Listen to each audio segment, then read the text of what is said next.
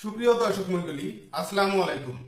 আজকে আপনাদের মাঝে আলোচনা করব কোন ডিমে পুষ্টির পরিমাণ বেশি থাকে, সাদা ডিম, লাল ডিম নাকি দেশি মুরগির ডিম। বাংলাদেশের অধিকাংশ পুষ্টিবিদ এবং পোল্ট্রিবিদদের মতে সাদা ডিম এবং লাল ডিমে পুষ্টির পরিমাণ সমান বিদ্যমান থাকে, কিন্তু আমেরিকায় কিছু বিজ্ঞানীদের মতে, কিছু কৃষিবিদদের মতে দেখা গেছে আপনার লাল ডিমে কিছু ফলিক অ্যাসিডের পরিমাণ কিছুটা বেশি থাকে, কিন্তু এটা খুবই নগণ্য। তাহলে অনেকের মনে প্রশ্ন হতে পারে, তাহলে সাদা ডিমের দামের পরিমাণ কম কেন?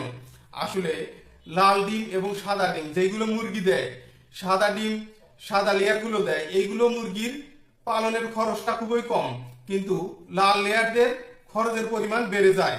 বিশেষ করে এগুলো মাংস এবং ডিমের লক্ষ্য নিয়ে উৎপাদন করা হয়, এজন্য খাদ্য বেশি দিতে হয়, এই জন্য লাল ডিমের দামের পরিমাণ কিছুটা বেশি থাকে। আবার যেগুলো গ্রামে পালন করা হয় খোলা অবস্থায়, এগুলো মুরগি কিন্তু প্রাকৃতিক খাবার খায়, যার ফলে বিভিন্ন প্রকারের খাদ্য খায়, এজন্য যদি ভালো পরিবেশে হয় সেই ক্ষেত্রে পুষ্টি কিছুটা বেশি থাকতে পারে।